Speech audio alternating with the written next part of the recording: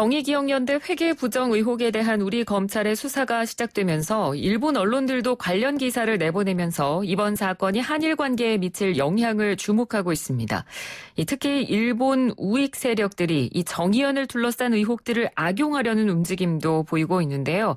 오늘은 관련 이야기 성공회대 일본학과 양기호 교수와 이야기 나눠보도록 하겠습니다. 교수님 안녕하십니까? 네, 안녕하십니까? 네, 일본 언론들도 이번 정의연 사건에 대해서 굉장히 관심이 큰 것 같습니다. 보도들이 어떤 논조로 주로 나왔나요? 그렇습니다. 이제 위안부 문제라는 것이 한일 간의 최대 쟁점 가운데 하나였으니까요. 예. 일본 언론에서 처음에는 이제 여기 사실 보도 중심으로 가다가 지금은 본격적으로 이제 소녀상을 이전해라.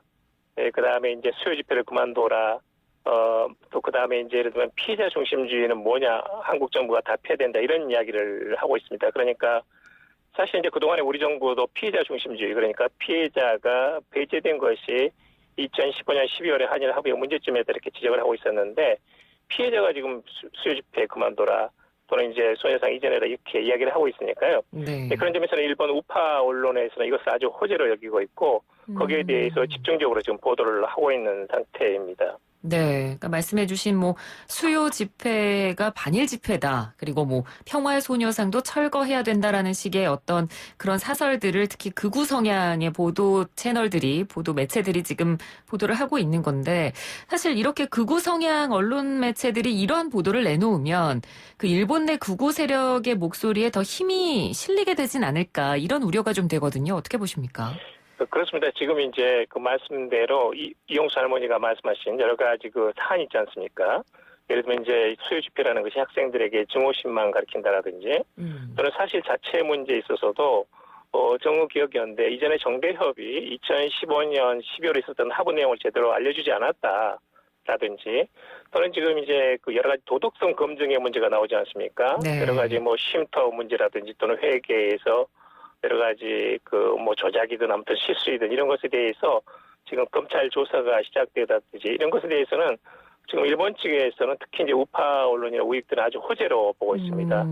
사실 이제 그동안에 이 정의기억연대 이전에 정대협은 일본에서는 한일 외교에서 가장 큰 그 관심 가운데 하나였고 사실 눈의 가시였거든요. 그렇죠. 네, 그런 점에서는 드디어 이제 내분이 일어났다 해가지고 아주 이것을 연일 지금 보도를 하고 있는 그런 상태입니다. 그러니까 실제로 이렇게 보도들이 나오다 보니까 일본 내에서 이 위안부 문제 해결 촉구 운동 자체를 아예 좀 깎아내리려는 분위기도 감지되고 있다고 하더라고요.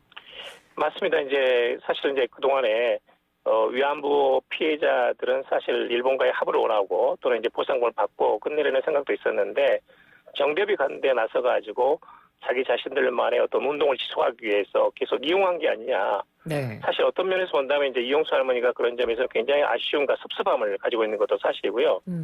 그런 것들을 지금 대대적으로 보도를 하고 있고, 예를 들면 이제 이명박 정부 때 좀 고위직 외교관이 최근에 요미우리 신문하고 인터뷰를 하지 않았습니까? 네.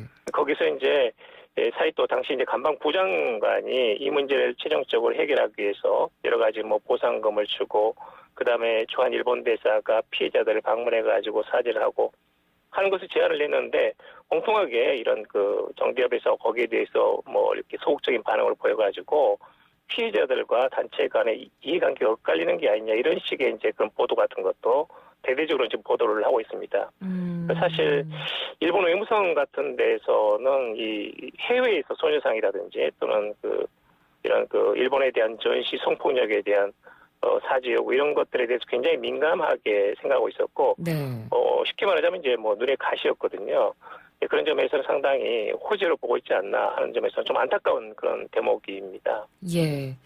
그리고 또 이번 사안에 대해서 일본 언론들의 여러 가지 분석 내용들을 보면 이게 좀 두 가지로 나뉘는 것 같아요. 그러니까 이번 일이 네. 앞으로 한국의 대일 정책에 전반적으로 영향을 줄 거다 이렇게 보는 시각이 있고, 아니다 이건 어디까지나 그냥 정의연 운영 자체의 문제일 뿐이다. 그러니까 한국의 대일 정책과 좀 별개의 문제로 봐야 된다 이런 쪽도 있는데 교수님께서는 어떻게 보십니까?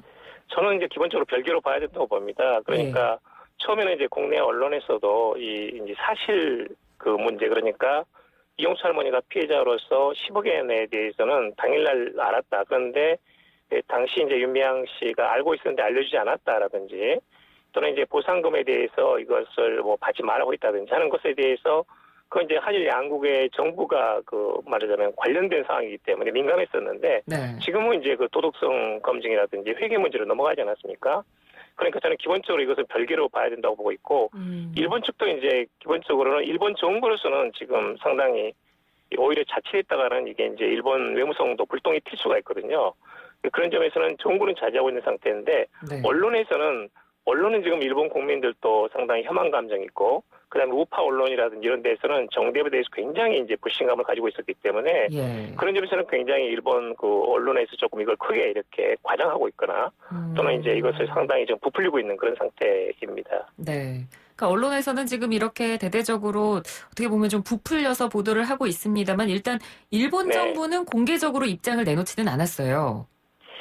제가 아까 말씀드렸듯이 이제 한국 외교부도 그때 2015년 12월에 있었던 것에 대해서 2017년 12월에 위안부 하부 재검증 태스크포스에서 나온 보고서가 있었거든요. 네. 거기에서 이제 정확한 사실이 기재되어 있기 때문에 이것은 이제 한일 양국에서 다툴 문제가 아니다라는 입장이고 일본 외무성도 이제 거기에 저는 이제 기본적으로 동조하고 있다고 봅니다. 예. 특히 이제 우리 정부로서는 2015년 12월에 위안부 합의를 지킨다. 그 내용은 뭐냐면 두 번 다시 이것을 한일 양국 간의 외교 쟁점을 삼지 않는다는 것이고 그 부분에 대해서 청와대도 두 번이나 확인을 했거든요. 네네. 그렇기 때문에 이것은 한일 양국 간의 외교 쟁점으로 비화되지는 않을 거라고 저는 봅니다. 단지 앞으로 영향을 미칠 수가 있는데 예를 들면 지금 한일 간에 지금 강제징용 문제가 큰 화두가 되어 있지 않습니까? 네. 그러니까 이제 예를 들면 피해자들이 압류가 된 상태의 재산을 일본 전범 기업들의 재산을 현금화하는 것이 이제 일본 정부는 반발하고 있는데요. 네. 말하자면 위안부 합의를 했는데 그 뒤에 뭐 파기했다든지 또는 이제 여러 가지 이런 분란이 일어난다든지 하는 것에 대해서 일본 외무성이나 일본 정부로서는 한일 양국 간에 결국 강제징용 해법을 도출해도 이게 안 끝나는 게 아니냐.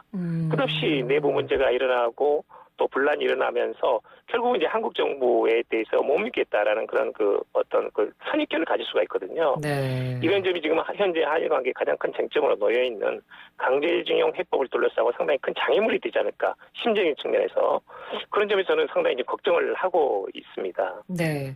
그러니까 그 말씀해주신 부분이 당장 이번 사안이 외교 쟁점화가 되지는 않더라도 어떻게 맞습니다. 보면 일본 정부가 향후에 뭐 강제징용 문제라든지 이런 부분에 이번 일을 어느 정도 악용할 가능성 이 부분에 대해서는 좀 보시는 것이죠.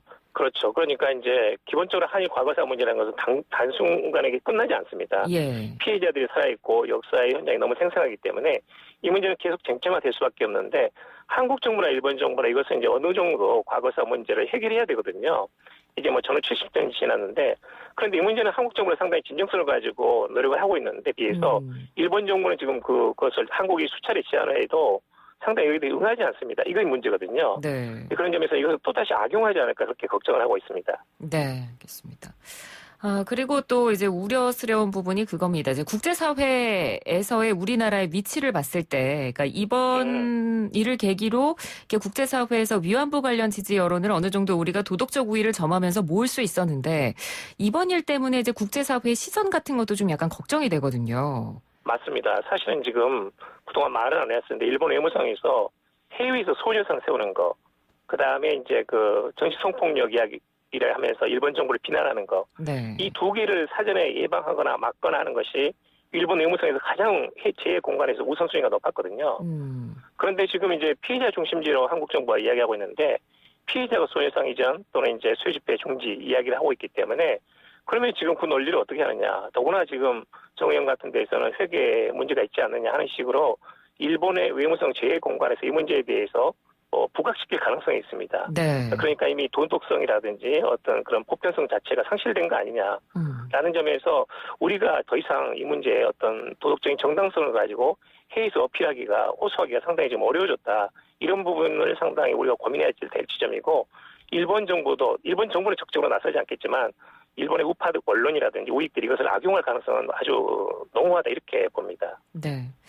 그러니까 뭐 물론 이번 일이 정당화될 수는 없습니다. 뭐 회계 문제나 부정 등이 정상화될 수는 없겠습니다만 그래도 이번 일을 계기로 이 과거사 문제 자체가 흐려지는 부작용으로까지 번지는 일은 없어야 될 것 같은데요. 교수님께서는 어떻게 생각하십니까? 맞습니다. 저는 이제 이 회계 문제라든지 이런 것들은 뭐 검찰이 지금 조사를 하고 있으니까요. 예. 그것이 얼마나 문제가 있었는지 없었는지는 아마 가부가 날 거라고 보고요.